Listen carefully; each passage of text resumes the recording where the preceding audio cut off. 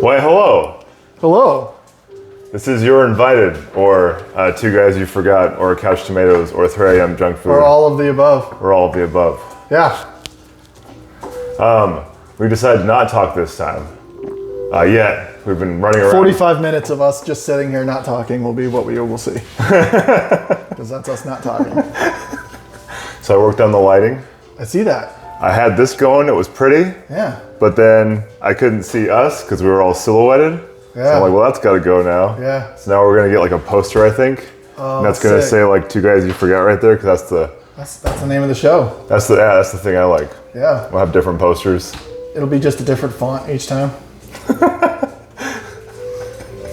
So how's your life going, Eric? It's good. All right. Today we're going to talk about whatever the heck I feel like talking about. Yeah. Off the cuff. But for right now, we're going to talk about how's life going. Well, the thing that I've been draining my life. Oh yeah, click, clackety clack, clink clink, bitch.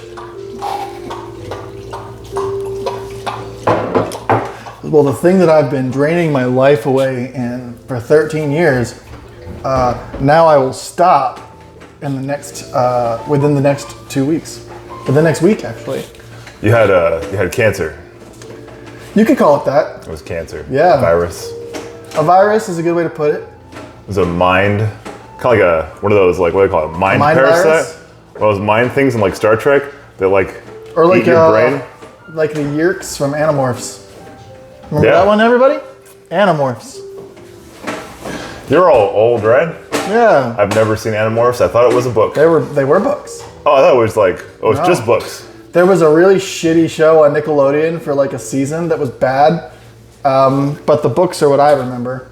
I remember them specifically because, look, and my wife the other day asked me, "Hey, have you ever considered rereading them?" And I said no, because there's no way they're good. They are just a thing that I loved in my childhood that I refuse to revisit because it will ruin it. Probably like And- Goosebumps. Yes, Goosebumps is probably bad, maybe good. I haven't tried to reread Goosebumps. neither have I. Yeah. Don't look. I'm saying Goosebumps sucks. Just kidding. That's a thing that we can that's a thing that we can phrase it as. Here's a thing that we can go into. The reason people like nostalgia is because it makes you feel the carefree way you did when you were a kid. Unfortunately, it is not sustainable.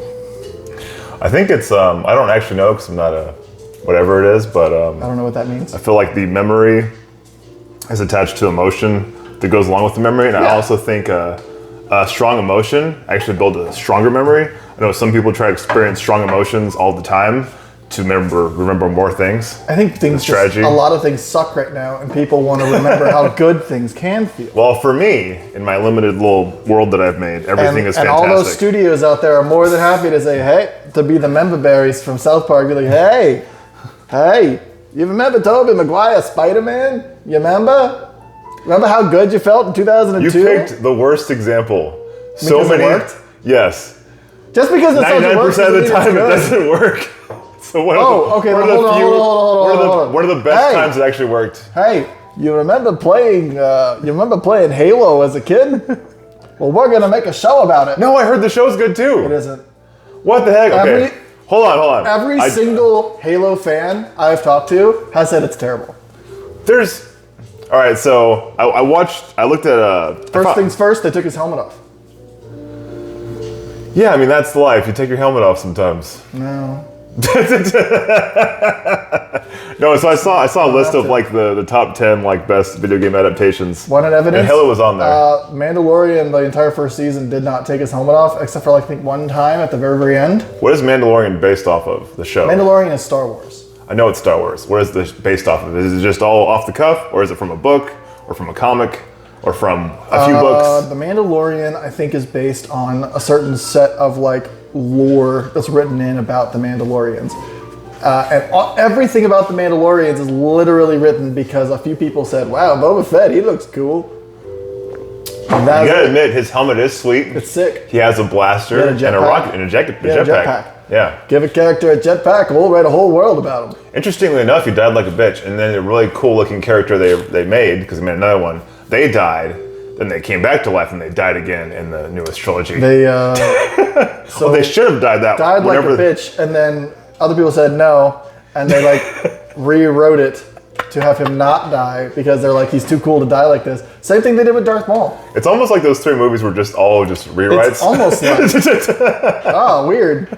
It's almost like the directors and writers and stuff had no idea what they were doing, and they were just doing it without any regard for the fans at all. So I think like a movie like The Flash. So that was nostalgia, but it had Ezra Miller. How was it nostalgia? Other than just for you mean just for comics in general, or for me? Oh.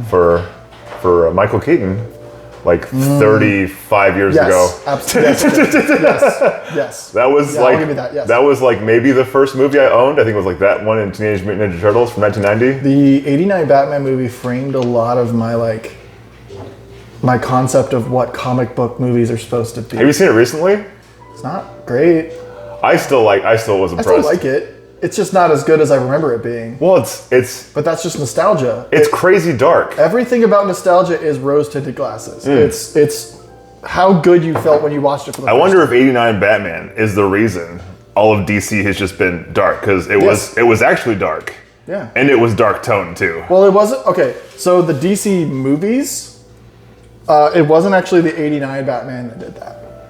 That was more the Christopher Nolan Batman. That was dark and gritty and yeah, but what's the first one though? What's the first dark and gritty one?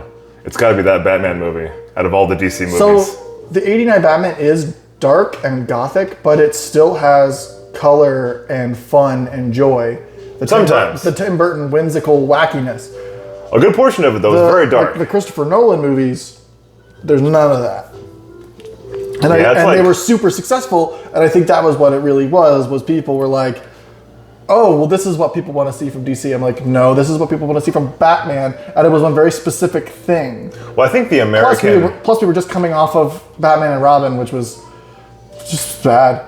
Well, I think the American thing is do your business, but easier, just in general, because typically, oftentimes, our framework that we see is these crazy, crazy powerful businesses that are very noticeably and transparently cutting corners and cutting costs all over the place. Yeah. And then now their CEO is worth $200 billion or whatever. I don't understand why everybody's mad at us. It's like, I don't know, man. Maybe it's because you cut all these corners so that you can give yourself a big old bonus. And when everybody's like, wow, this looks like shit, you're like, that's what you get. I understand why they prefer money and power over morals. Makes sense to me. It's obviously like not very beneficial if you're a certain kind of person, but I think if you're a certain kind of person, you don't have that thing that messes you up, because you're just happy. So when you take the ability to create art out of the hands of artists and you put it into the hands of money men, it will always suffer. Well, that's why I am focusing on art and money at the same time. And I hope that you can be an artist and be focused on making money. Well, typically it's either or. People write, people draw, people design every single day, just making something to make a living. That is completely valid. I'm not talking about them. I'm talking about the people who have no interest in art whatsoever. They just know that it elicits a response that will make them money. I'm just saying, if you have an artist, you need someone that understands money, business, and marketing for that art to grow. Yes, you do. So if you don't have that guy that's willing to exploit someone for their own personal gain, that artist, if he can't figure it out himself, is going nowhere. I mean, like, maybe if he just gets lucky. I think you just described what happened to Elvis. Oh my God. Elvis, easily one of the greatest artists, in my opinion, of all time. Michael Jackson. Well, Michael Jackson ended up really powerful at the end, but what I mean is, like, he was exploited immediately. Yeah. Almost every artist is exploited. Yeah. Specifically we're talking specifically about the music industry right now. Well, it used to happen in Hollywood. I'm trying to say just art in general, though. It used to happen in Hollywood before they had unions. Hold on. I think people have a general consensus, especially ones that aren't artists, that artists are poor. And they're like poor probably 90% of the time. It's because we've cultivated... Well, that's because we don't want people to be artists. No, I don't think that's why. I do think that's why. Because I think what happened was we wanted factory workers. We didn't want artists. I know we wanted factory workers, but I don't think that's in spite of the fact that we don't want artists. We obviously appreciate artists. What I'm saying is, instead of appreciating all of the artists, I think we typically appreciate about 10% of the artists. 90% of the artists, we're just like, whatever. Well, what do you mean by appreciate? Do you mean like they'll actually grow over them, or they'll actually grow in popularity or success to the point of being able to live off it comfortably? There's lots of people who do that, man. Lots, yeah, but lots of artists don't got a lot. There's so many people. Lots of artists. You're only thinking of people that they live off of it, man. They make a living. They're just not named. The ones that live off of it, but I would say probably 90% is my guess. I could look into it. 90% of artists have to have a job that they live off of, and they just do the art on the side. Some of them do have. Do you know what I'm saying? Yes. But I'm sure if they could, they would live off their art. They would just live off their art, but they can't. I can't live off my art. You probably can't currently. We're trying to get to the point where we can. Best friend Kate, you know? Hey. Shout out to Kate. Hey, so like and subscribe so that we can live off our art. Yeah. Save humanity. Our good friend Kate. My good friend Kate. I don't know who this person is. You saw her once. Oh, okay. She dresses pretty cool. Anyway. Cool. It's just easy to remember. Nice hair. Anyway, she's doing photography. She's doing modeling. She's doing editing, she's photographing, doing video, she's doing all these things. She still can't live off of it. It takes a while. It's because we don't, and it's because... It's not though. How many people growing up... If something's good, we'll pay for it. I'm a firm believer in voting with your wallet. That is fine, but people do not understand what... And AI is a big reason for this now too. People don't pay for art, or aren't willing to. A lot of art is free. They don't think that what you charge, because I have a lot of artist friends who that's what they do, and they'll give their price and get told no because they'll say it's too expensive. It's like, no, this is the normal rate for like you are commissioning a completely original piece of art. But yeah, but the other thing that sucks too about like artists oftentimes have artist friends, and usually most of them are not well off. So if they're going to be successful with their art, they're going to rely on people that have some type of job that's not from art, that they're not really like, rubbing elbows with. It is really, and going back to what I said, and it is because I genuinely believe that we societally do not value art daily the way we should. How much of your paycheck do you give to art every month? What percent? I guess if you think of it in terms of like, I would say anything. The streaming services. Yeah, sure. Streaming services count for sure. $50? No, probably 75. Unless I go see like a movie or something.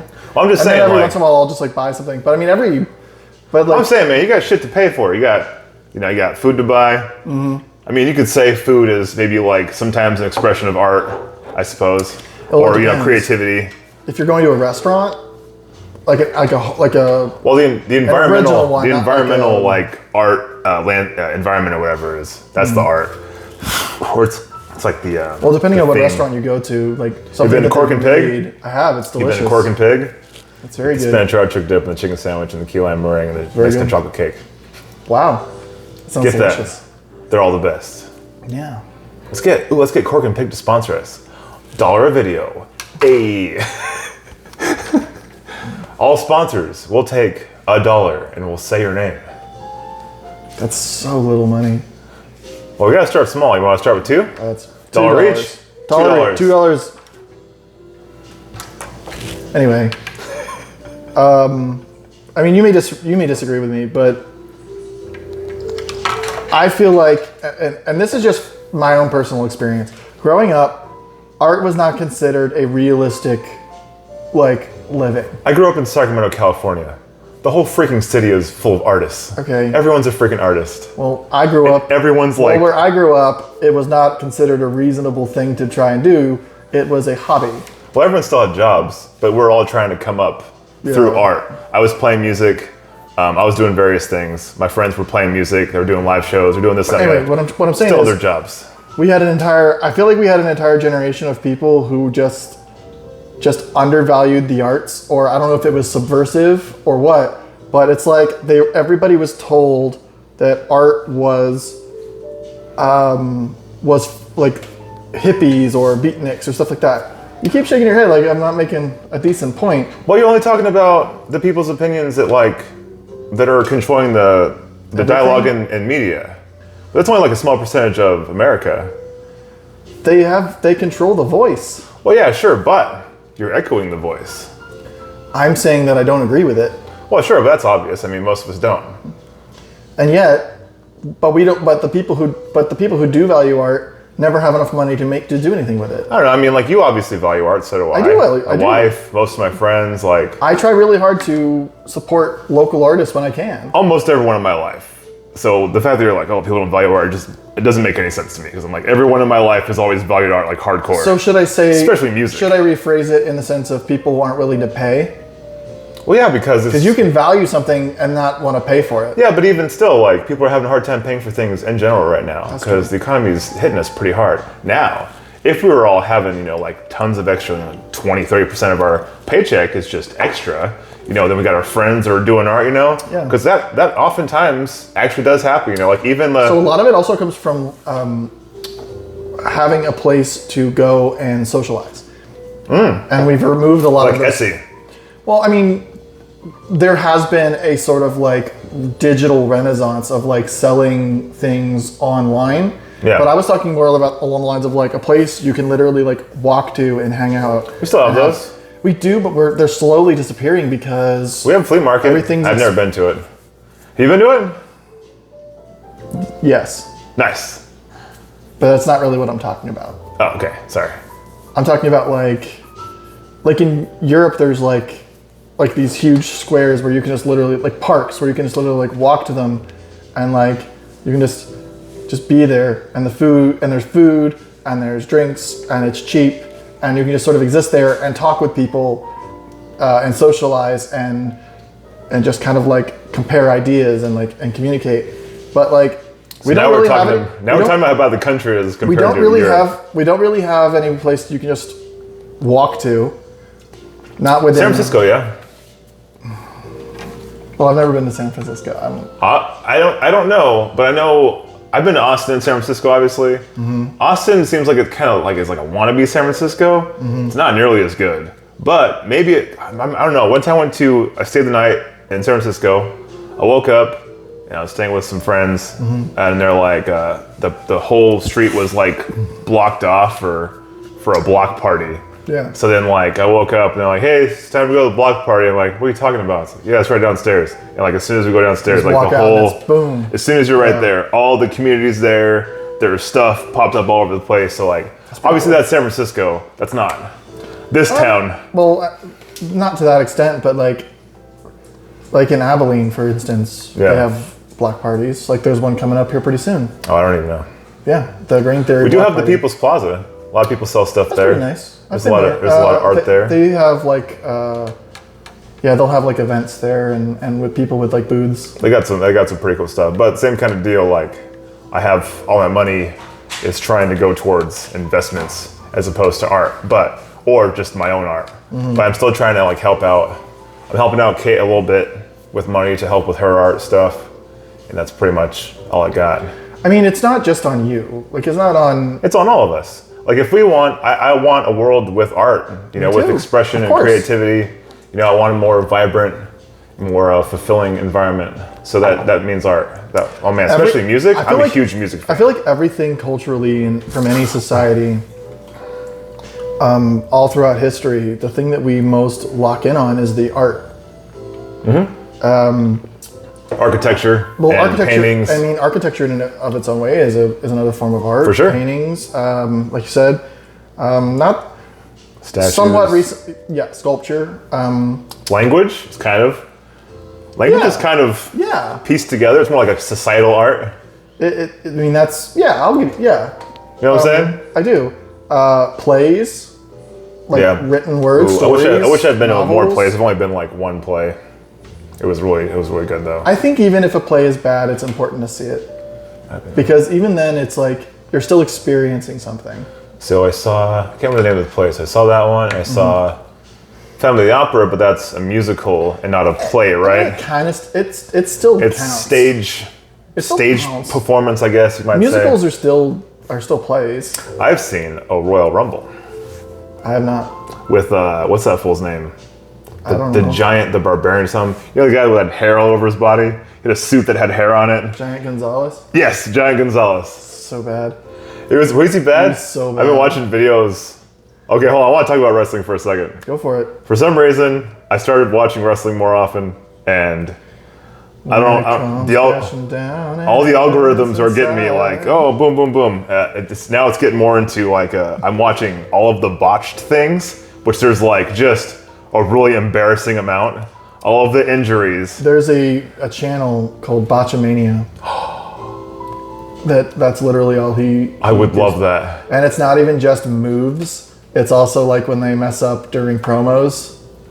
Dude, like, well, it sucks because like, so if they do it well, Yeah. you don't realize how much what do you call the victim of a move? What is that called? The victim. Seller? The victim? Yeah, the seller works. Seller works, okay. So like, I didn't realize how much work the seller has to do. Oh, yeah. Until I see the botched moves. Yeah. Like for freaking. For a move to work. What's this one called? Where you lift them up Like a like suplex? Yeah, for a suplex, they Yeah. gotta like jump up, and they're oftentimes Yeah. like 300 pounds. So if they don't jump right, they're just gonna You fall. also have to have core strength to work with the guy who's lifting you to. And they both gotta have crazy core so you Yeah. can both be straight up. Timing has for to be certain good. kind of ones, like for certain wrestlers, they'll do the straight, which is pretty cool.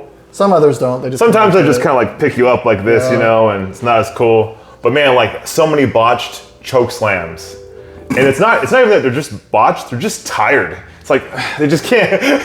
Both guys have to, work together on People that. don't fully understand just how exhausting that is. It looks like Now, it's you funny because imagine they'll do a thing. You imagine these guys who have these like hour-long matches, and they have to maintain. I haven't that seen an intensity. hour-long match. That sounds insane. I have. No, but like when I was a kid, I never understood why they would do some stuff, then they would pause and be like, ah. Just laying down. Well, there'd be a guy like on the rope, like this. Yeah. I'm like, what the heck are you guys doing? Because I watch action Right. movies. So there's no stopping an action movie. So there's two reasons for that. One, because they're resting. They're genuinely I tired. gotta make sure they're not broken. And two, they're selling. So they're not actually hurt or tired. They're making it look like they are to sell that they're in an actual physical confrontation. Oh man, so many of those moves where they're like those acrobatic moves. They have to well, it sucks because sometimes sure they just jump, right? Yeah. All right, pretty easy. You have like one guy is gonna catch. That's not as safe. Or maybe you have like three guys gonna catch. Cool. But sometimes it's like one guy and he does like a twisty thing and a flip. He can't see what the heck he's doing, and he's supposed to land on like one person. Yeah. And that person's tired and he sees this crazy flying thing in the he air. doesn't want to get like an elbow or a foot to the eye. And so Well- he's like trying to like figure out how I'm going to catch this guy. And he ends up getting either kicked in the face or he just doesn't catch him at all. And the dude just lands on his freaking head. Yeah, there's been a couple botch ones where the guy does a crazy fly thing, and then there's the guy's just way over here. He's like, huh? And then he has to pretend like he got hit because the script is all jacked up. So he's like, ugh. Yeah. My favorite is the guys who don't. See, to me, the guys who are at the top understand what they're doing well enough to, one, almost never be out of position. You have to go off. I feel like at that point you have to go You off have to script. go off script. You have to, because then it's worse if you don't. Yeah, it looks and then so bad. everyone's out of it, and then they're just waiting for the match to end because it's ruined. So you gotta be like, oh yeah, you gotta be excited. The really guy, fun story. What was it? The Elimination Chamber. It's like a match type in WWE. They had this one where it's basically everybody's in like their little plexiglass pods, and like they have a timer, and then like after a certain amount of time, the door opens and another person comes out. I seen a clip with Logan Paul. He was acting out in there. So one time, they threw a guy into the pod, and he hit it, and the glass broke on a guy who was not supposed to come out until like 2 more people. So he just stood there for a while before he finally just like came out, and it threw off the entire plan. And it was like the worst match I think I've ever seen because they had no idea what to do. And I was just like, I felt so bad for them because like, they clearly didn't do it on purpose, but like. Why don't they have just earpieces? It would be too visible. It would be too obvious. Well, yeah, sure, but it's like I'd rather have that than botches and confusion and. You know what I mean? So that's literally the ref's job. Okay. The ref has an earpiece. He's the one who's supposed to communicate those things to the people in the ring. I did see one where, oh man, there's so many things that happen where like, so oftentimes they'll be flying through the air, you know, they gotta land a certain way, and they'll either be from that, where they'll land on their head, and it's just like, oh my god, is he like even alive? Yeah. Or both people are tired and stuff. They gotta do like a pile driver, and they just get like freaking actually pile drive into the mat. Yeah, because it's horrifying. They're tired and they both hurt. Yeah, and also like let's say one of the guy's knees goes out, but like it's kind of okay. He's probably just gonna power through, which means he's like compromised. And then Triple H there's a story about Triple H. I saw that. Who he literally tore his quad. Yeah, in the middle of a match, and he just kept going and finished it. And I'm like, you are a psychopath. I would be on a stretcher. There was one. Good luck, Stone Cold. I'm gonna leave now because I'm so hurt. I can't remember what happened, but it was a botch, and then Triple H's chest got like torn because of it. There's a million things. The fact that so I haven't seen any botch with Mankind. I know he gets hurt, but I haven't seen it to. That's because of the way he sold. Everything looked like it wasn't supposed to happen. He did it on purpose. So if he ever did mess up, you had no idea. Well, what's really cool about like the it's just painful, and it shortened his career, but brilliant. Well, one of the best, off the top of my head, probably the coolest thing I've ever seen in wrestling was Undertaker throws Mankind off the cage. Just because they sell it, and Mankind like hurls himself, and then he sells the throw too at the same time. Because that could have gone terribly wrong. He could have tried to throw wrong, and then Mankind's like, and he like pauses, and then he misses the table. He paused and he missed the table, he'd be dead. Yeah. So they were going really, really slow, and then here we go, and they just try to sell it at the same time, and it looked you just gotta go seamless. Yeah, it was incredible. Also, also, you gotta really take into account the selling of the people on commentary during that moment, where he's like, "Oh my God, he killed him! He killed him!" One that reminds me of those poor announcers when a botch happens. They have to talk about it. He got him just a little bit, you know what I mean? Or there's two ways they could do it. They could either try and be professional and sell it, or you have some of them who just literally laugh. And I think it depends on the seriousness of the match and when it happens. Well, also the commentators are oftentimes better off if they don't know what's going to happen, right? So that way they can have real reactions. I think they know. Sometimes they don't know. I think they know some of it. I don't necessarily think they always know. One of the video clips was like, this is... Some of them they don't know. They choose not to know also. But I don't know. I think if it was me, I wouldn't want to know. The reason I'm talking about wrestling is because we're talking about like art and plays. And wrestling is a play. People who disrespect wrestling annoy me. Because is it real combat? No.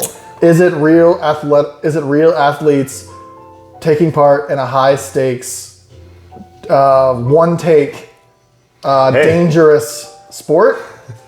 Yes. Right. But just think about something like you don't like. It's pretty easy to talk shit about that thing you don't like, right? Yeah. It's pretty difficult sometimes to actually speak well of it.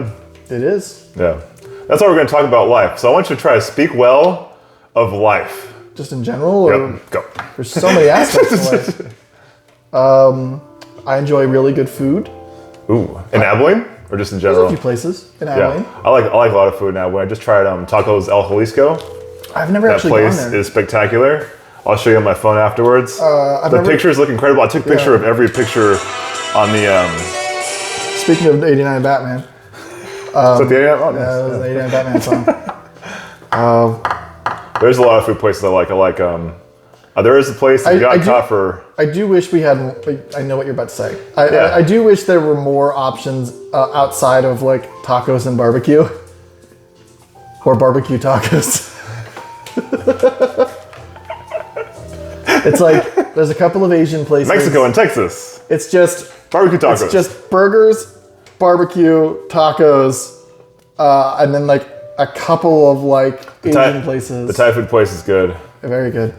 A couple Asian food places are okay, but if you've been to enough Southeast Asian food places, it's hard to go to somewhere like Dallas or Austin and then come back to Abilene and try to think of places. You can't. You can't compare them. No, it's just. Austin Oh, is just how about chock me? full of- I visited Sacramento a couple times. Oh no. So Dallas is good. Sacramento somehow got like it's like the best, just because it's so expensive to live there. You have to make like the best food to compete. I saw a clip of something that was like a list of all 50 states, and it had their like unofficial state mottos. It was like they were like satirical state mottos, and the one for California said, "California, whatever is your state is really good at making, we make it here, and it's better."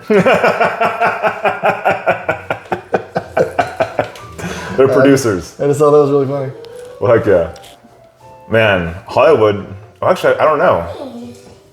Which state do you think makes the best movies?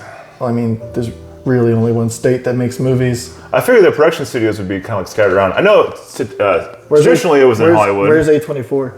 Is that Hollywood? I have no idea. Because I think right now they're the ones. I think they are in Hollywood. Yeah. A24 is killing it right now. They make the best movies. They're making cheap movies that look like they're good quality. The reason they are making good movies is because they take chances. Yeah. They give people an opportunity. It's easier to take chances when the movies are cheaper. That's true. Have you seen Bodies, Bodies, Bodies? I have not, but I've heard it's pretty funny. So it basically like, well, I don't even know if you'd like it because... Isn't it roasting like young people? Well, it's... Well, so like, okay, so like the Tumblr age, like we talked about before. Tumblr? Yeah, like, you know, like the Tumblr age, like everyone was kind of like in the hive mind. Yeah. You know, everyone kind of thinking the same. It's kind of like that, but obviously we're all a little bit different than the Tumblr age. But now we're in the who the heck knows what age we're in now, like real age of reels. Age of Aquarius. I'd say the close. I think TikTok was supposed to get banned recently. I don't think it has yet. Biden just signed it was see what they did was they couched it in a Ukraine, Israel, Taiwan aid package. Yeah. He'd be an asshole not to sign that one. Well, yeah, it's just so both parties can win. And then inside of that, they were like, "Oh yeah, by the way, we're banning TikTok." I think it was like, "Hey, we want to do this," and then certain group was like, "If you ban TikTok," and they're like, "Fuck it, we don't care." But here's the thing: it wasn't certain group; it was almost unanimous. Oh, really? Yeah, Republicans and Democrats. There's been political recordings on both sides saying like, we have to fix the current problem because they're saying basically and it's like TikTok. That's the problem? Yeah, what they're basically saying is before it was Democrat and Republican, but now it's like media and like independent journalism basically is the thing that's killing Republican and Democratic parties. It's funny that now they care about that. Well, it's been an issue for probably 30 years, but whatever. Well, I'm frustrated. Like Facebook. 34 years? Probably since like 1990? Fucking Twitter or X. Well, everything's sold out except for TikTok. X doesn't, I don't think X sold out, but enough people think it did that it might as well have. It did. I don't think it did. I mean, either way, there was a billionaire because he was mad he was getting made fun of. It didn't sell out to him. It sold it to him. It didn't sell out to him. That's a little bit different. So sell out. Okay, so sure. The people that own Twitter, you could say they sold out, but I think they knew that Twitter was thriving. I don't think it was doing very well. You'd be surprised. It was doing better than it is now. Do you know how hard it is to have a piece of IP that is brandable, that you can make money off of, that becomes part of the regular lexicon? Like Band-Aid or Sharpie. Well, okay, I'll hear you out, but where's Jamie at? We need you, Blood Moon. We were saying Twitter or tweet. I know, but like, what's X worth now and what it used to be worth? It's significantly lower now. By how much? I would have to... Jamie! John! Blood Moon. No, his name's Blood Moon. Blood Moon. Oh, John crap. Blood Moon. We need names. You're good at fast names. Go! Your name and my name. Go! It's Magic Man and El Diablo. All right, Magic Man and El Diablo. That doesn't make sense. Magic Man and El Diablo. Makes a lot more sense. Oh, that's bad. Oh, yeah, because Spanish. Yeah, because I thought it was because I was pure evil. No, it's a combination of both. It's synergy. Well, Magic Man is Magic Man is a dick in Adventure Time. Oh, really? Oh, I never watched Adventure Time. Oh, man. Magic Man is a dick. Hardcore. Man, it'd be great if we could get through one of these videos without your dog barking. Yeah. He's 13. My dog's 13. Just saying. But Atlas doesn't bark. Oh, no, I mean like, at one point it won't be a problem. Wow. All right. Yeah, Max will have to pick up the mantle of his cat and start He pretends to be a dog anyway. I saw a video of a cat yesterday. It was barking like a dog. I think it was real. They said it was because it was raised by pit bulls and would even like stand like a pit bull. It was absolutely incredible. The image of a cat. Just try to imagine a cat just. He had a crazy ass look on his face too. Just like, What's up? Rough. Anything. He's not loud because he's a cat, so he'd be like these quiet little roughs. Rough. Yeah, that cat's badass. Hey man, people fit in, man. That's just what happens. I fit in, actually. My mental health kind of made it to where, like, in my isolationism and all stuff, I basically decided that I had to pretend to be a normal person, so I just would try to mirror people's behavior, which is hard because where I'm from, there's so many different kinds of people. It was hard to pick someone. Did you ever get like just exhausted because like basically you were masking? Yeah. And masking is exhausting. Well, what's cool is I didn't know about any of these things until my wife told me when I was like 40, because we were kind of both figuring out together, masking and a lot of stuff that goes along with it. That's another amazing thing that came out of going back to what we were just talking about, like things like TikTok, things like certain parts of Twitter and Facebook, like talking to each other and learning and figuring out, oh, I'm not weird. This is a normal thing. There's going to be a new TikTok.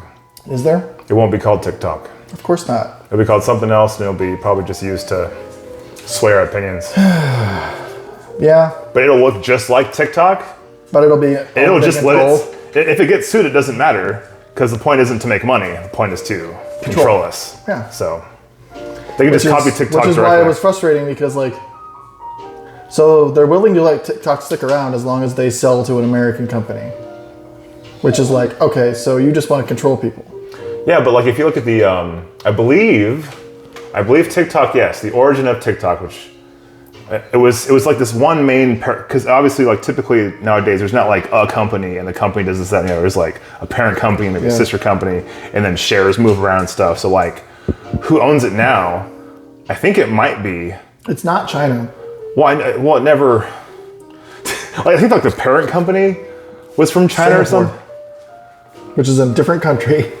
The servers. I have to look it up again. The servers where your data the servers where your data is maintained and like safeguarded. Yeah.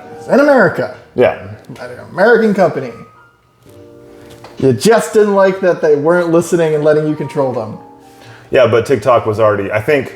I was watching this guy that was like, I was just always exposing everything, and then he even said like, hey, so just letting you guys know, and he showed like how TikTok out of nowhere was like, hey, look, you have a whole bunch of violations out of nowhere, and if you violate one more thing, you're gonna get kicked out, and they wouldn't tell him what his violation was. And then with this one, he was like, at this one, I read a government document that was public knowledge, so this one got, and he just is a bunch of stuff like that where it is crazy. Yeah, so I think like what happened to him was kind of like the precipice, kind of like the calm before the storm of like, well, we're already, either TikTok was like, well, we'll just start shutting stuff down anyway, or they're like, getting banned. let's try to hurry up defense from getting banned. But who knows?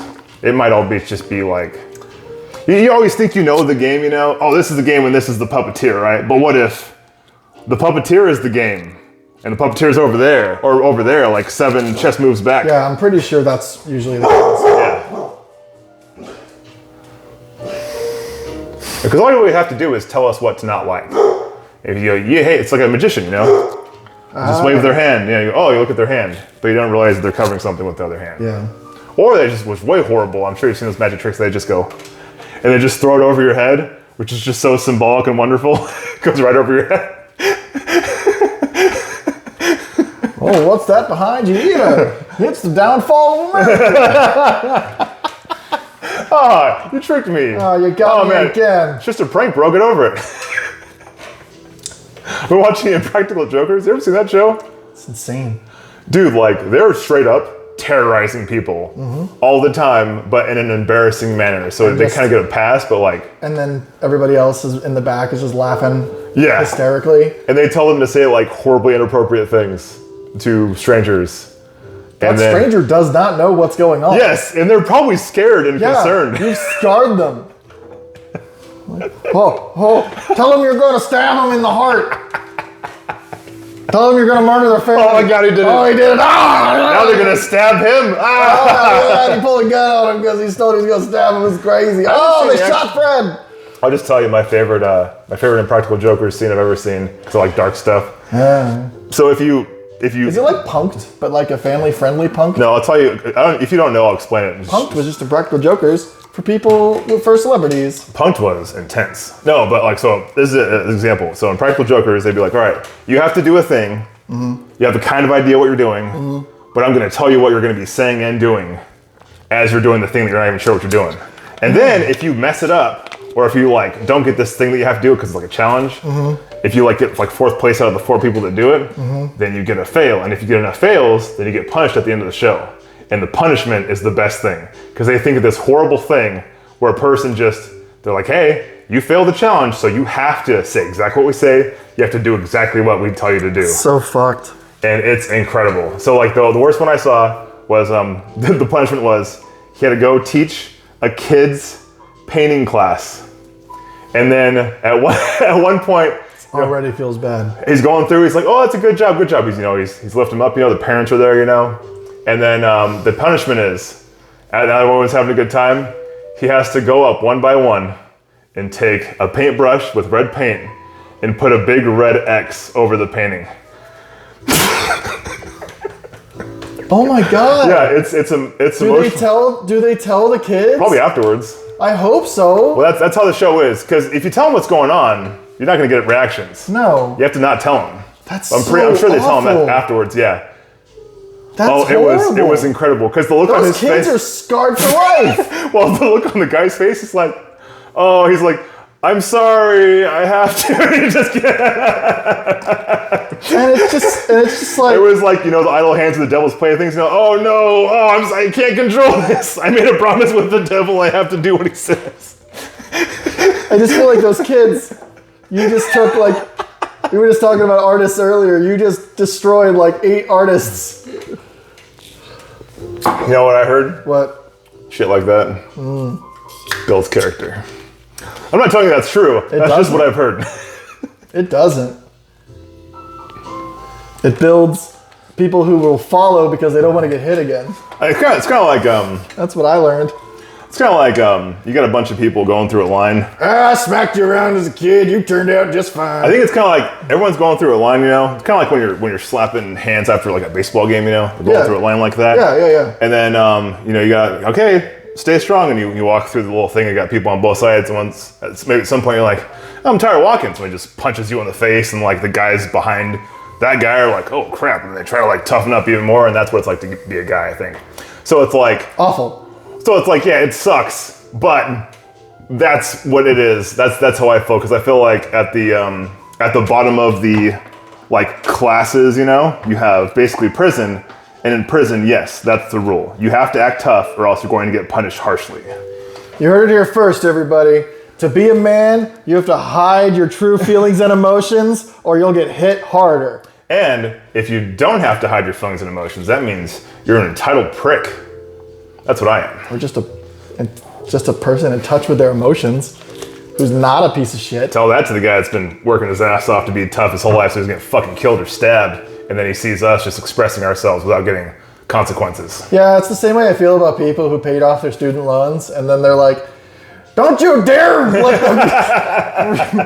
don't you dare forgive those loans. Whatever bad thing I had, that's what they have. You deserve it to be just as bad as it was for me. Meanwhile, a normal good person says, wow, this sucked. I would never want this to happen to someone else. I take everyone's perspective, feelings, and emotions into account, no matter the context of those people. Now, obviously, if they suck, I want them to burn in hell or get stabbed in the eyeball or something, sure. That's the natural response. But at the same time, I still feel that everything they feel, every opinion they have is valid. Off camera, we've actually had this almost as the exact same conversation of what is the validity of, at what point do you stop taking into account what a person's, I'll say backstory, for instance, just to simplify it. At what point you stop taking into account their experiences and their backstory when they do something horrific, or continue to do horrific things. I think that you can fully understand a person and still give them consequences. Yes, I'm not saying, I don't even want to say punishment because punishment has a certain connotation. Well, what's cool about like punishment, There should even be if you consequences. don't. So I feel like this too. Right? I also believe in rehabilitation. So People deserve the chance to make up for things that they've done. So there's different religions that believe in the G word and stuff, right? But then also like God? felt, like that's like kind of like a triggering thing for certain kind of people because like some people grew up in a really toxically religious household. But I will say that like in general, the rule where like, the G thing like sees all, and the like G space thing will aliens? like, give you consequences and you're always judged for everything you do. I feel like you just take G out if you're an atheist and then like just the world, reality, the universe, science, physics, whatever you want to call it. I feel like reality sees everything you do because how can it not?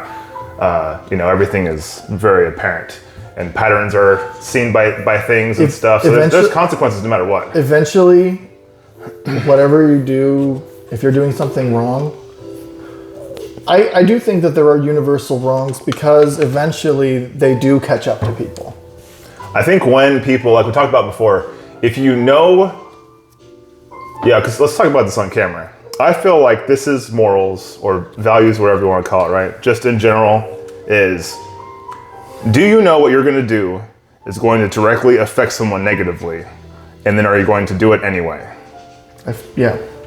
So I fully agree with that. But the problem with that is though, because even though I believe that, I also think most behaviors are based on ignorance because we don't understand the true weight of our decisions and how many things they affect because I believe they affect things infinitely. I watched The Good Place.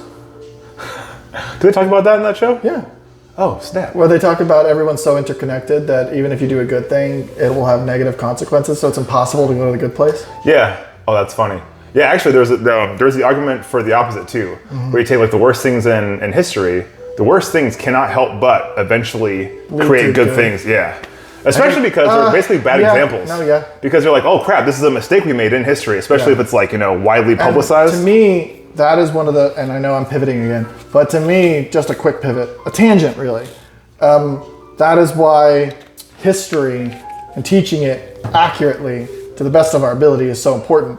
Because if you sugarcoat horrible things that have happened in history, you don't learn the right lesson. I wonder if that's the conversation you thought we were having before. Maybe. I don't know.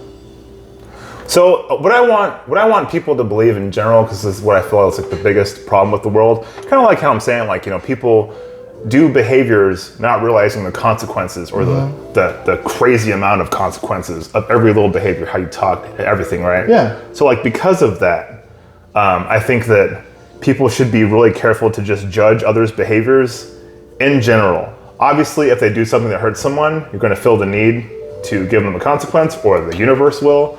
So it's going to happen either way. You can be the hand of the universe. You can be the thing that deals that consequence. It's still a consequence for an action that they took. Well, most likely too, our decisions and our reactions are based off of emotions and hormones anyway. So if it didn't happen to us, it would happen to somebody else, except for the fact that people do respond differently. So let's say this action I do to most people, they're just whatever. But maybe this action I do to a few people, they want to have an extreme reaction. But so it's kind of doesn't have to be the luck of the draw. Well, sometimes it is because there's a spectrum of behavior, obviously.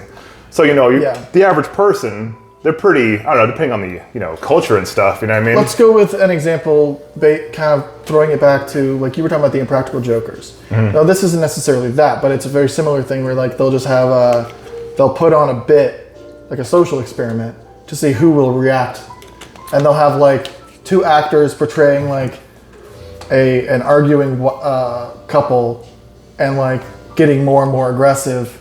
The man is or the woman or one of them is getting more aggressive, and to see who will actually interact and try to put a stop to it.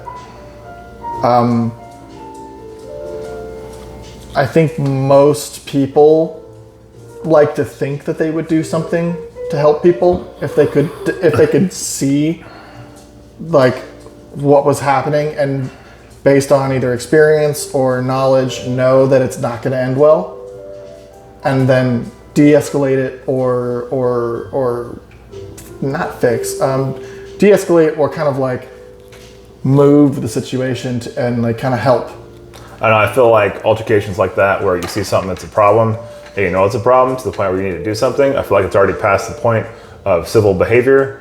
And if you're going to sign up for a situation like that, you need to be physically ready. Either you need to have trained how to fight or maybe just prepared to die or whatever you feel like doing in the name of your morals. But I feel like I think it's pretty cool if there's enough good people in the world and there's not so many aggressive people that you can feel safe to know that like you might have to fight somebody once in a while to kind of like maybe teach them a lesson. But even then, like oftentimes there's like fathers and then that father thinks about the wife and the kids and they're like, well, hold on. If I get stabbed trying to save this stranger, what happens to my wife and kids? I think some people don't even think it's just sort of a reaction. Some people do genuinely have the reaction of, I need to help these people. Yeah, well, it just depends on the situation, obviously. I'm talking like, there's a guy like beating his girlfriend or something. Well, yeah, you'd want to... But then you gotta understand like, okay, well, he's just gonna start beating you probably. And then you have to beat him back. Yeah, it's possible. And that's the thing. So whatever the altercation is that you disagree with, you're gonna be in the altercation you inserting yourself, you are putting yourself at risk. Yeah. Yes. And it's unfortunate, but so if there's people that care about you and they don't want you to do that kind of thing, I've also had conversations with people I care about, like, hey, what if this kind of thing happens? Do you want me to? I cannot say that I have not walked away knowing that something was probably about to happen. Now, if I was all alone, and there's people that are like that, they have acquaintances or they have like temporary friends and girlfriends and stuff like that. They can just do off the cuff their whole life. A lot of them, so some people are doing it because they're looking for either for attention or they're doing it to have like this like weird sense of like self-sacrificial glory, if that makes sense. Like I think that we all want some kind of attention all the time to the point that seeking attention becomes a moot point because it's like breathing air. It's just a thing that's there no matter what. But I do obviously think that my issue with the whole attention thing is there will be somebody with a problem. I've had problems. I look like I have problems, and you have too, I'm sure. And then someone might see you and be like, just trying to get attention. And they have to write you off. And I think any thinking process where you write someone off is a bad thinking process. Do you think people do that because they need to make up a mental excuse to say, I don't want to do that, but I'm still a good person? No, it's because they learned a lesson. There was some lesson in their life where they're like, if I would have just told myself they were just looking for attention, I wouldn't have to go through the suffering I went through. Because typically the choices we make in terms of like how we're thinking is based off of something went wrong in our life. And we're trying to think of a different way of looking at it initially. And the different way of looking at it will lead us to a different type of decision in the future. That's why trauma is so important to go through. Because if you go through...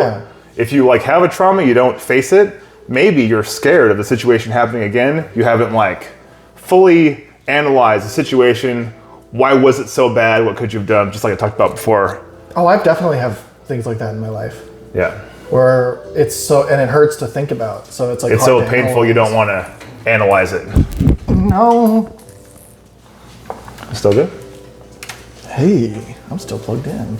Yeah, I can't yell at Dozer because then it will be loud on the microphone. Yeah, I'd rather you didn't. Yeah, that's a good point. Dog threw off my train of thought. But yeah, I think Eric and I have constantly had conversations where, I don't judge him for this, and I think he may be even right, and I'm just wrong. He oftentimes, in my opinion, he kind of takes the side of a lot of the things I've heard in the media. And I understand, but that's not how I was raised. I was raised basically on my own. So I pretty much I had sitcoms, which I eventually realized were nonsense. My parents, which I eventually realized were both just manipulating me all the time. You would have been better off with the sitcoms. Well, then I learned eventually that... What was your thetan level? Oh my God, you know about that. That's incredible. 0, thank God. Oh, whew. Raise the roof. You could do that if you had the power of magic space ghosts. Magic space ghosts. They're aliens. Space ghosts, coast to coast. They're evil space aliens. And you don't get to find out about them until you rise up in the ranks, kind of like a military, or until a celebrity kind of like talks about it. You all right, man? Please continue.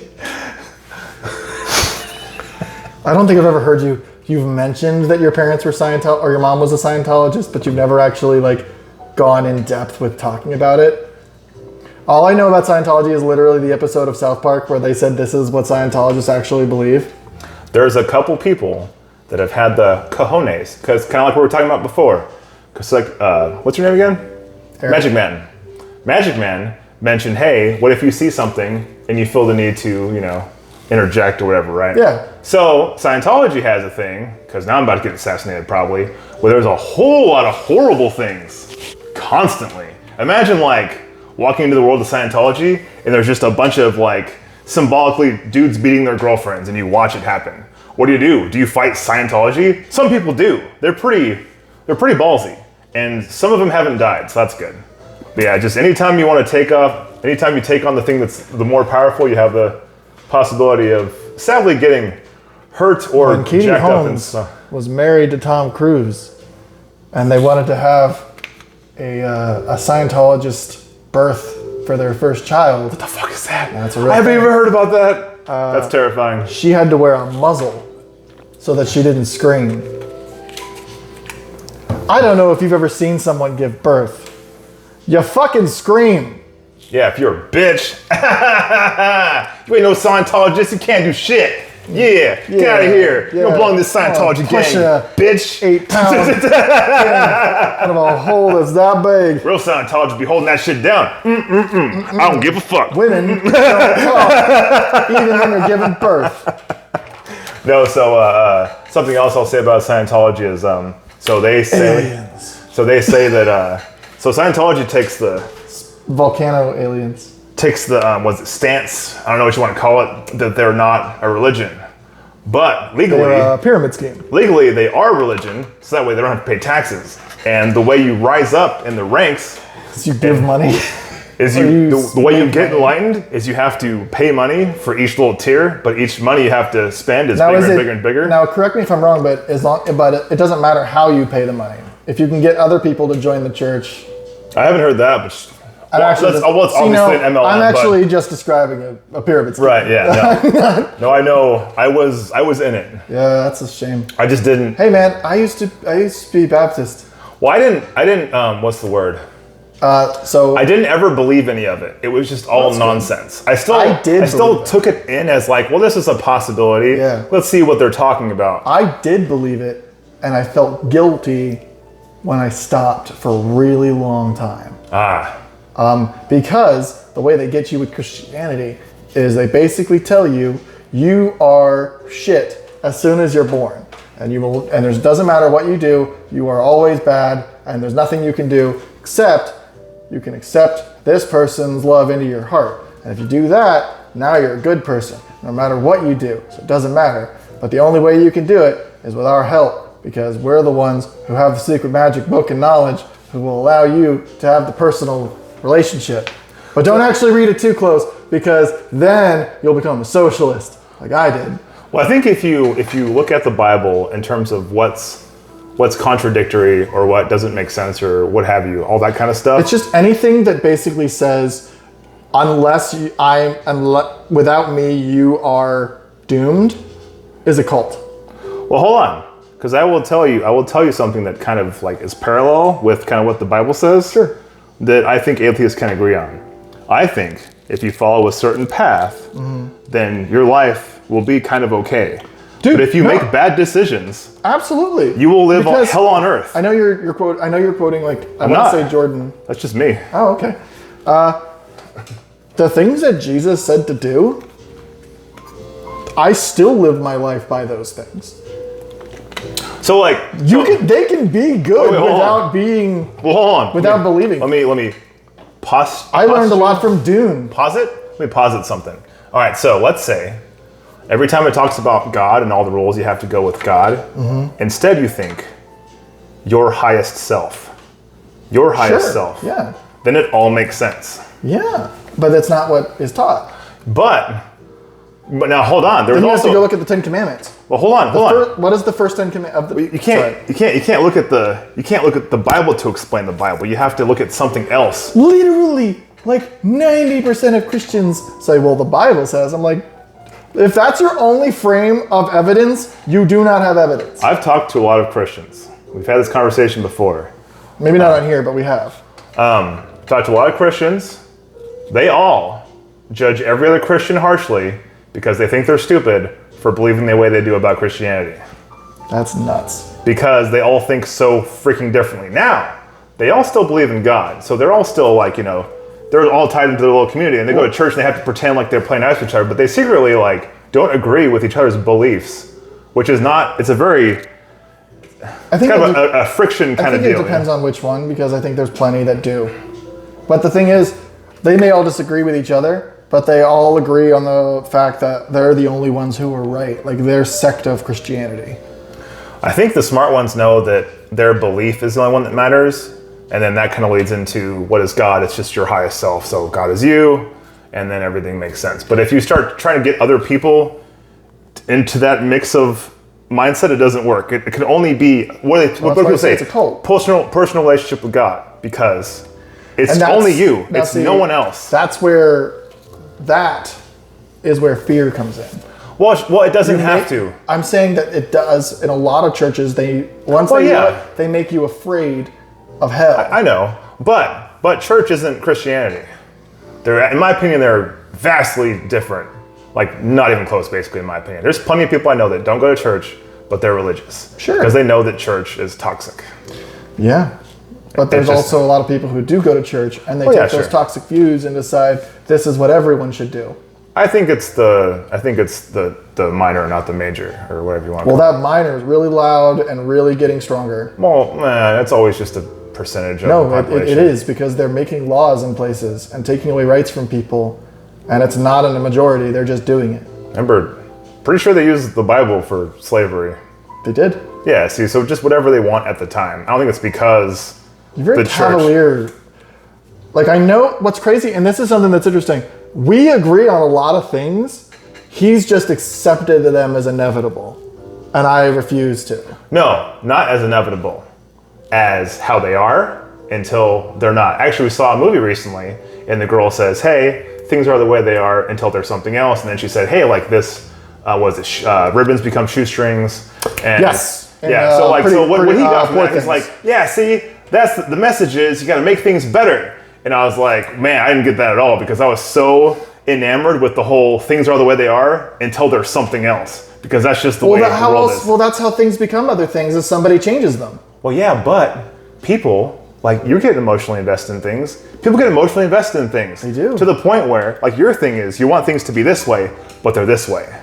A lot of people, they want things to be this way, and they are this way, and, and it's going to change. But it's the same thing, in my opinion. That video that I sent you the other day, basically just saying that one of the things about people who are neurodivergent is they have a sort of innate sense of morality, an innate conscience, an innate sense of justice. And like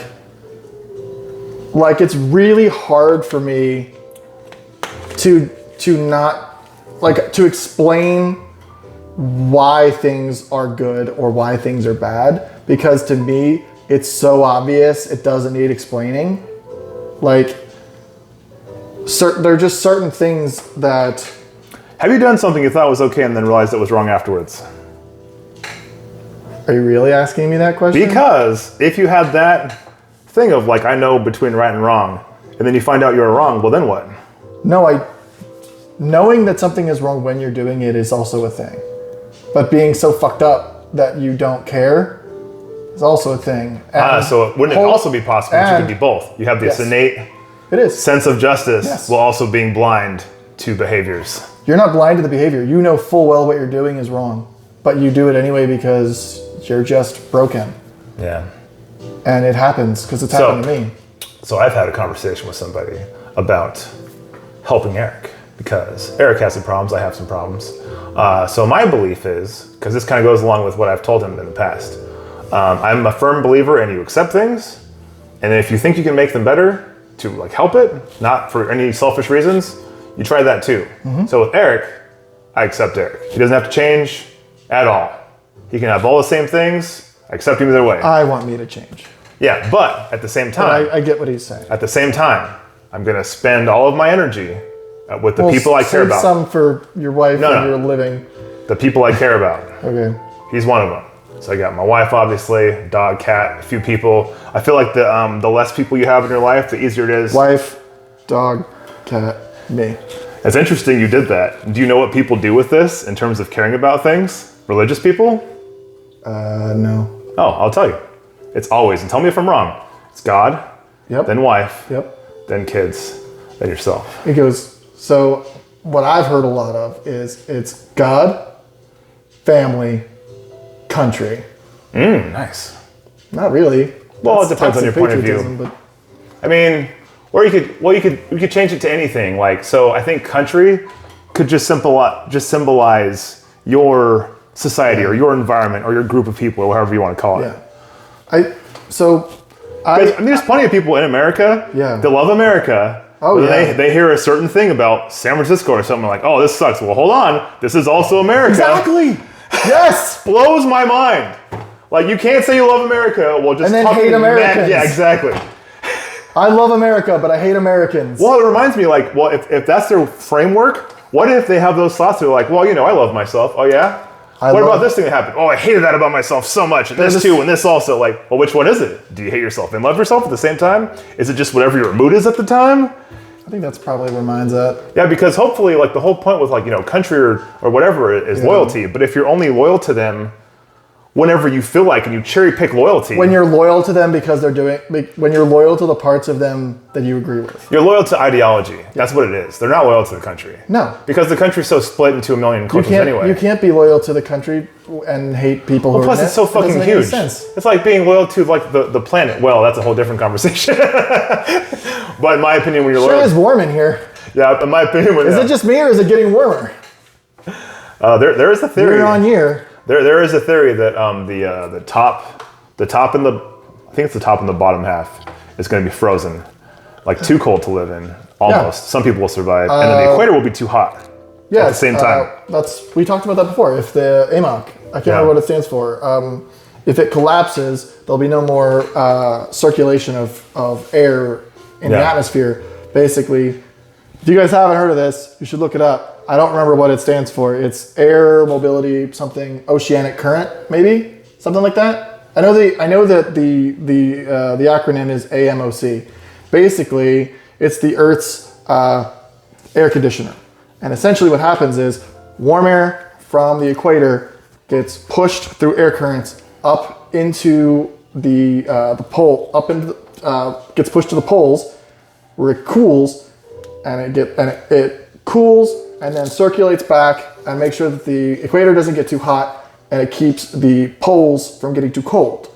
Now, if that collapses, which El Nino is a part of it, it is looking like it could happen within the next 10 years.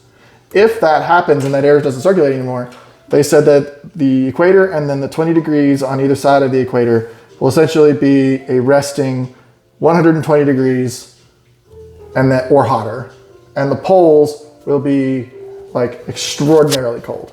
Now, the movie The Day After Tomorrow was based on the concept, but that movie that from Climate Times is like, well, that's a completely ridiculous, but it's not insane to say that these places will no longer be livable.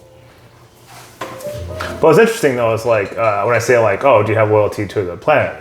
Well, I do because climate change, blah, blah. But in my opinion, if humans die, the planet will probably thrive because there won't be, what's the word? Poisoned? No. Sick. Curious scientists. The world will no longer have curious scientists on it. That's funny. Because that's really curiosity killed the cat and it killed the ecosystem. So, or it didn't. Killed all the cats. Because I'm also of the firm belief that because I don't know enough about climate or climate change or any of it, I know that I can't. I know there's scientists that can say yes, this is what's going to happen. I can be like, cool. But at the same time, they're theorizing about something that it hasn't happened before ever, I'm pretty sure. So we've had climate change, but not human-made climate change. So they base it off of they can I know one way that they do it is they'll drill down into ice in like Antarctica or into places like tundra where it's been frozen for so long that it's like it basically has levels from different eras, and you can pull it and you can study it and you can see the number of there's like a way that you can study the like the carbons that are in it, like so that you know what the air quality was like. And you can also, from the like solidity of the ice or what's in it, you can tell how hot and or cold it was at the time. And then you can basically say the temperature and how much it changed over time. The reason they're getting upset now is because within the last 100 years, during the Industrial Revolution and the Industrial Age, the number has spiked so rapidly, like that it can't be natural. Yes, I've heard this argument a million times from people who don't believe in climate change.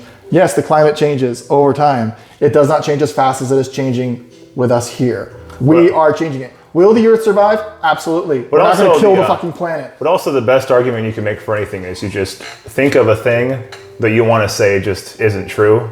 So you could be like, well, I don't believe in carbon dating, so that doesn't exist. So the whole argument's invalid. That's why it's so frustrating to argue with some people because you're like, well, how do you know that? It's like, well, with carbon dating, I don't believe all that scientific bullshit. It's like, well, then why are we even having this conversation? Because no amount of evidence that I show you is going to change your mind. So I'm just going to call you stupid and move on. I think it sucks too, is I have a difficult time believing anything that I feel can benefit someone financially by a lot or a lot of people by a lot. 100% so that is a fair But I actually think right now, both ideologies clashing, both benefit a shit ton. So I honestly don't think it matters which way it goes. Yeah. Someone's going to clean up hardcore. I mean, you can look at it like look at what happened to, I know it's funny to say, but look what happened to Al Gore. When he tried to bring up, we didn't even call it climate change, it was just called global warming back then.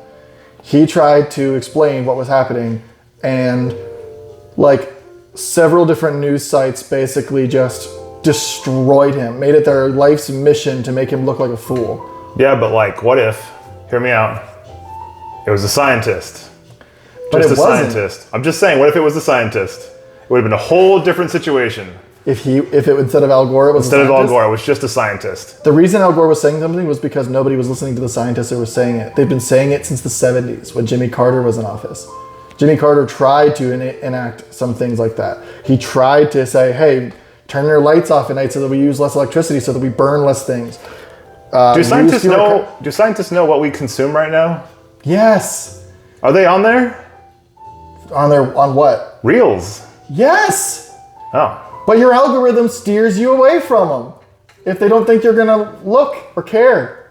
Yeah, I probably don't care. There you go. That's why your algorithm doesn't do it. I'm slightly interested because like everything I've heard, I'm like, yeah, that makes sense. That's probably true. Whatever. I don't care. So it's funny that Al Gore's movie was called An Inconvenient Truth, because that to me is the sole responsibility of news, is to tell you the part you don't want to hear. You're supposed to hear the shitty part because it's the most important part. Oh yeah, this goes along with something, because like, notice if you just always hear what you want to hear, you're never gonna learn. Yeah, that's the algorithm. I know. We give people what they want so that they'll keep buying things. Actually, it wasn't even kind of gross. Well, actually, hold on now. They figured out give people what they want to make money before it had all these other wonderful benefits. Yeah. That's pretty much how everything has gone. We do a thing and we see what happens because we're expecting some kind of result. And then, oh crap, we're benefiting from this random thing we didn't know was going to happen. Oh, let's pivot off of this thing that we're benefiting from.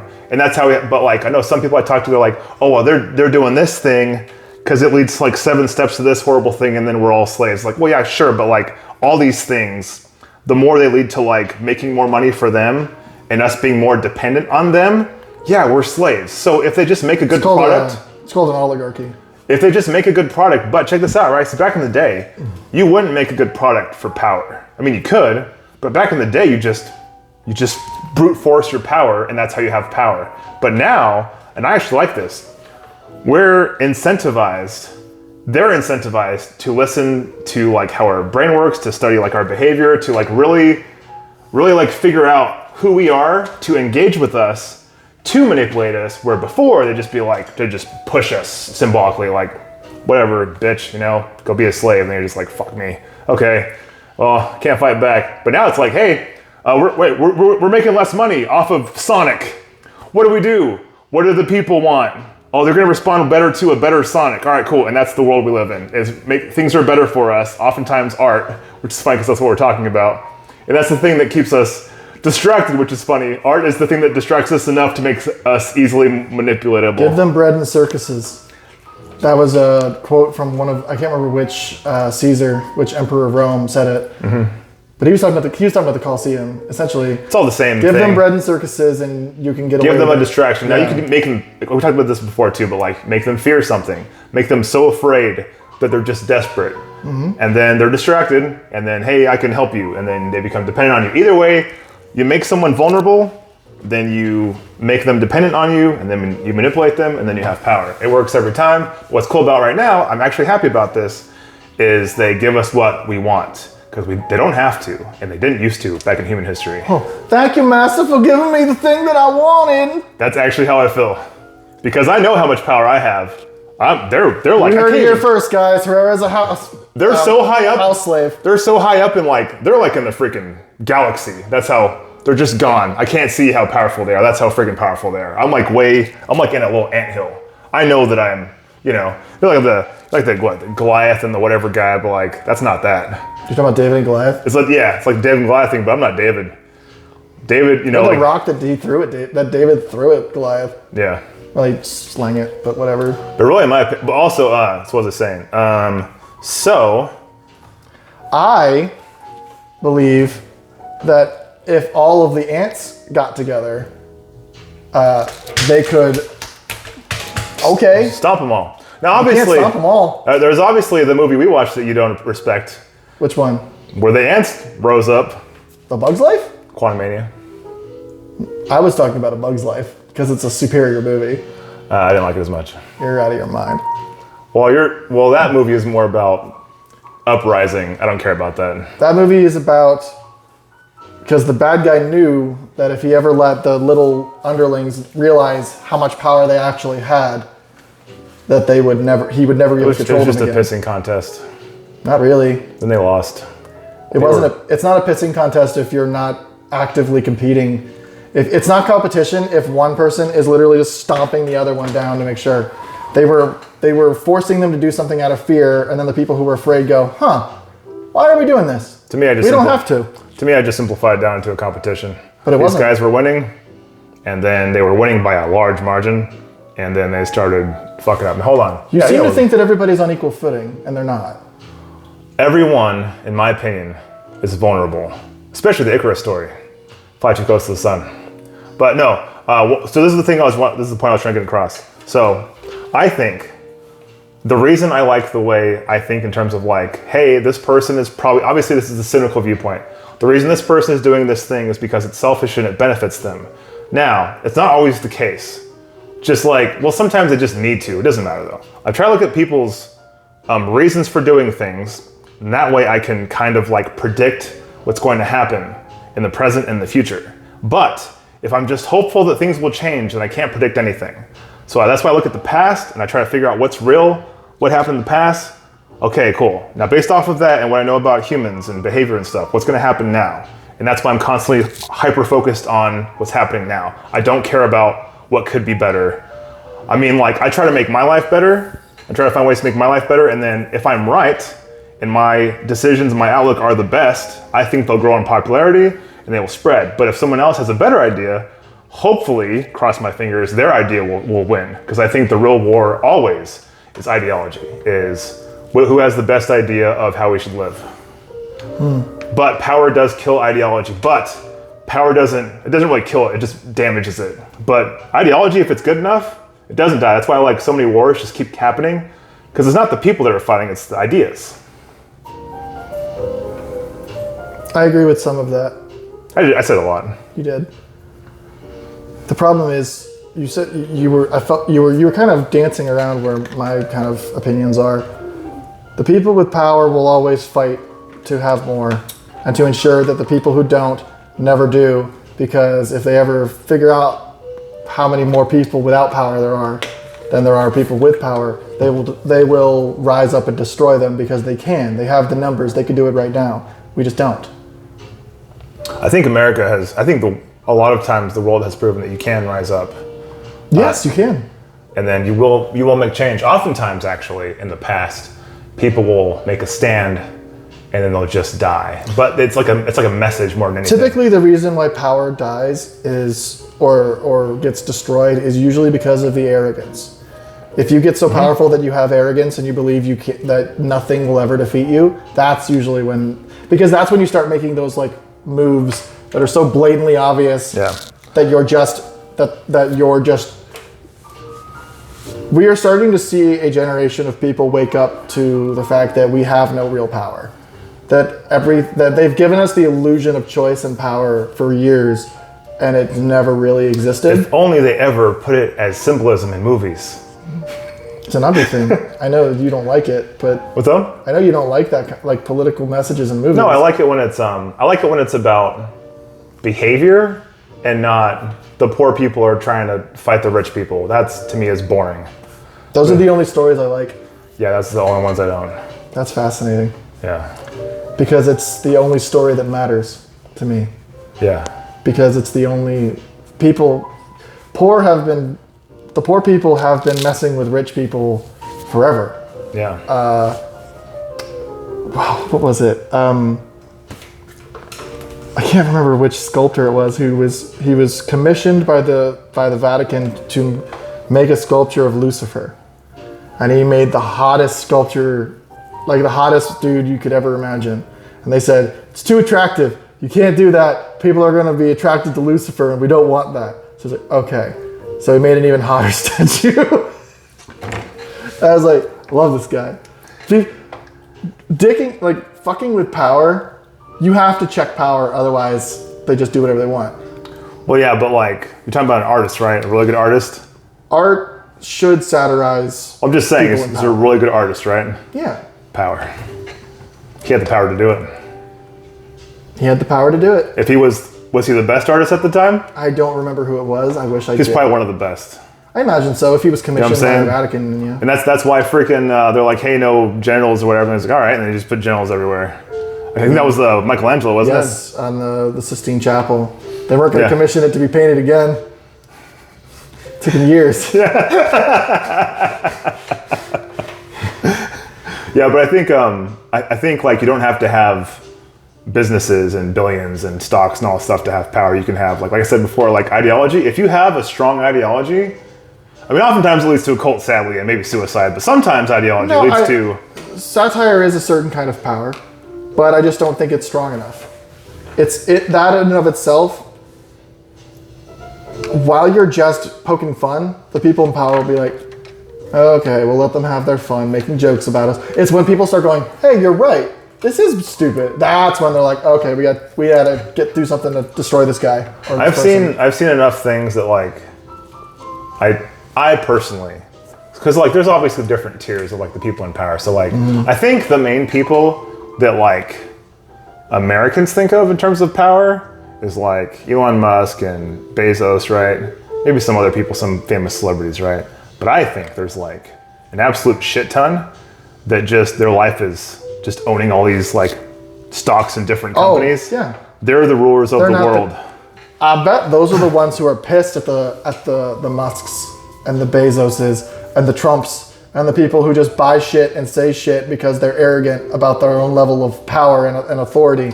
They're like, shut up. We're trying to run the world here and you're showing them behind the curtain. Fucking knock it off. Yeah, but like what is that? It's just I think a thing that organically sprouted out of all these different merging things like the internet, popularity, media, TV, all this stuff. It just made this thing that's like this rich thing that also has a certain TV personality, that also has all this influence and all this stuff. And then there you go. You have a perfect storm of like making these few different people. And then what happens is we all just focus on them.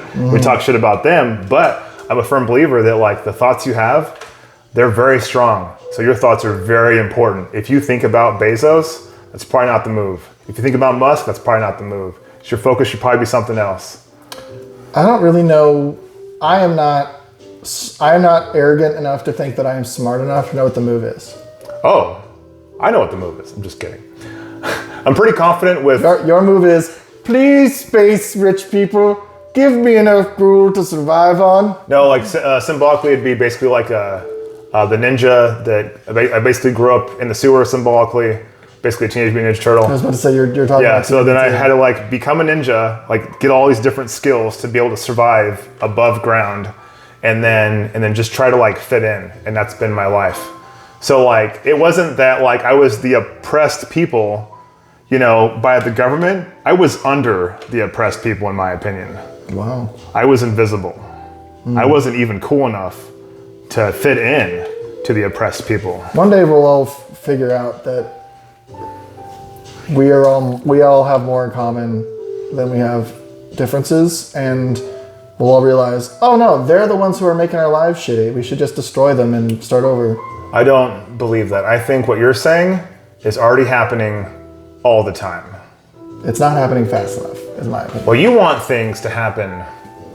I think you want the planet to unify. I think it will automatically. It's just going to take so long that it'll already be too late. Well, I think this is why I talk so much about race and stuff.